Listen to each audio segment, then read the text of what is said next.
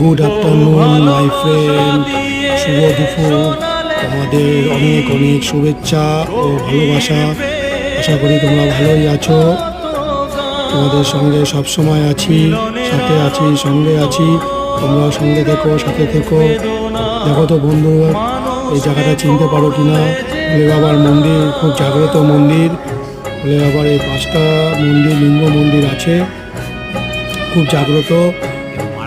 তোমাদের বহু ভালোবাসা দিয়ে শোনালে তুমি গভীর প্রেমের কত গান, মিলনের আনন্দ, বিরহের বেদনা, মানুষকে করলে যে দান।